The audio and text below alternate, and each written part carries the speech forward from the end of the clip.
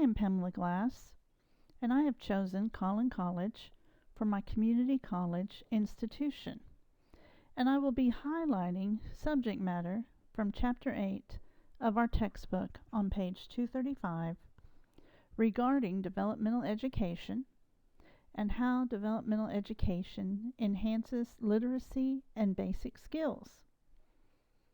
I selected developmental education to demonstrate its significance within the community college structure and to display the various functions and key components of these programs and the importance of their role in safeguarding student success within the community college institution. Grade in our textbook gives us a brief history on the conventional belief of the 70s that literacy was declining. How do we actually measure literacy? Finding accurate data according to our text is a real issue.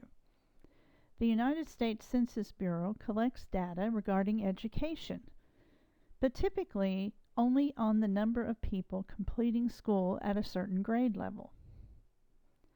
Does the United States need a uniform system of educational evaluation? If nothing else, perhaps it would at least provide some accurate data. In 1994, President Clinton, in an effort to ease concerns of the decline in literacy, signed the Goals 2000 Educate America Act. This was done in an effort to raise the test scores of students. And this in turn leads us into what is developmental education. According to the National Association for Developmental Education, or NAED as it's known, developmental education is a comprehensive process that focuses on the intellectual, social, and emotional growth and development of all students. Developmental education includes, but is not limited to, tutoring, personal career counseling, academic advisement, and coursework. NAED's motto is this: helping underprepared students prepare. Prepared students advance, and advanced students excel.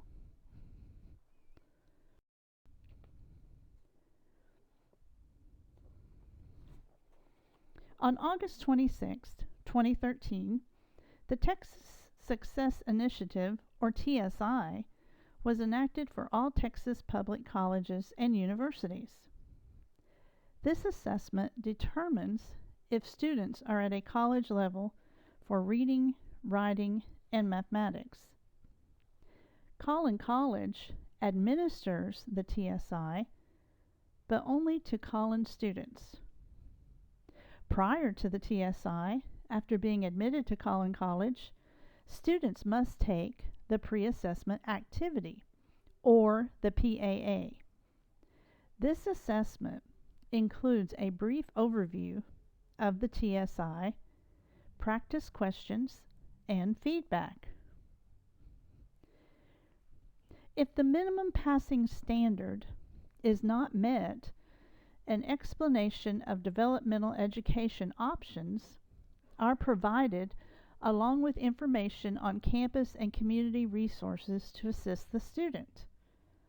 Certificate of completion is printed at the end of the PAA, and this is required for the student to take the TSI. So, we are assessing students' abilities for passing the assessment to determine college readiness. Perhaps we should pause here for a moment. Is this really necessary? Well, apparently Collin College thinks so, and they want to ensure that every student has every opportunity to succeed. The Collin College website contains an area dedicated to developmental education. Counselors and advisors information are provided for the student, along with information regarding labs, the Writing Center, free success seminars, and other basic important information. Collin College does have a 27-hour cap for remedial or developmental courses, which, by the way, those are the same thing. Remedial and developmental are two terms that are used interchangeably. They also have a policy of enrolling no more than twice for any developmental education class. Besides reading, writing, mathematics, students also take developmental education courses for English as a second language, or ESL. Collin also offers classes in success. These classes typically involve study skills.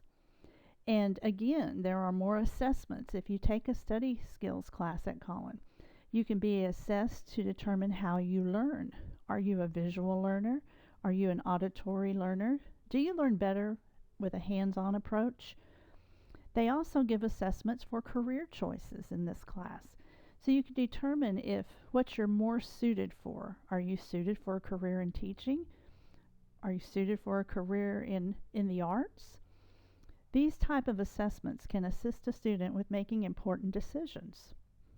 And there are also numerous support programs at Collin to encourage success and completion on the student's journey. On this particular slide, I have displayed the developmental education course offerings of mathematics at Collin College.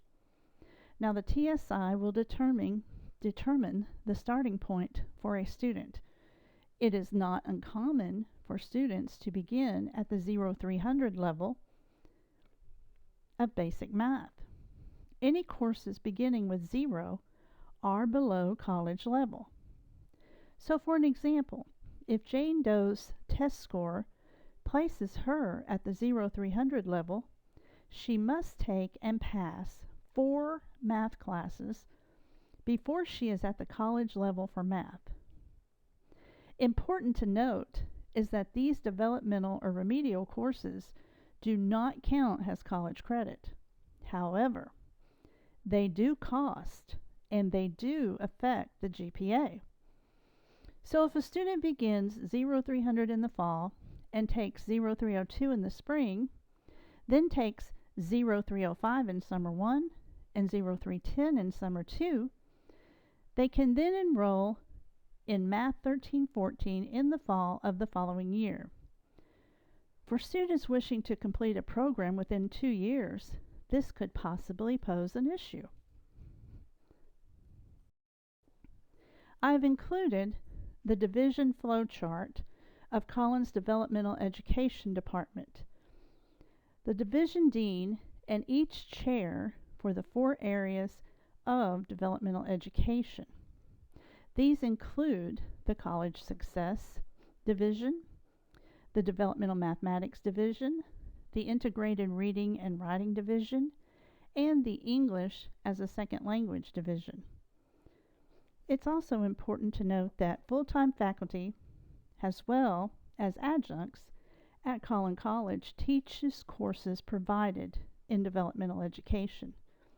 And Collin does pride itself on its award-winning faculty. To summarize this PowerPoint, I place this quote from the Community College Resource Center, or CCRC.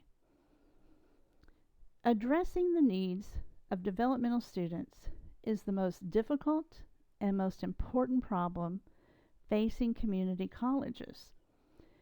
And I just found that summarized what we've been discussing, what the textbook discusses in Chapter 8. This is one of the most difficult and the most important problems facing community colleges. You know, how do we decide who we allow in? This takes us back to the open access that we've discussed in previous chapters. Key components for success in developmental education are effectiveness. How well are the programs we're using working? How do we know if they're working? How can we measure effectiveness? Progression. How easily and quickly can students progress through the different levels of remedial courses and into the college credit material? I gave the example of Jane Doe. Someone starting at the basic 0-300 in math will need to take 5 courses to complete their math credit. That encompasses an entire year of coursework. Assessments. Do we need to streamline our assessments in an effort to reduce the amount of testing? Or does the amount of assessments ensure our students' success within the course offerings by giving them the proper placement? Costs. This is an area of concern that must always be in the forefront, especially with cuts to federal funding and grant programs.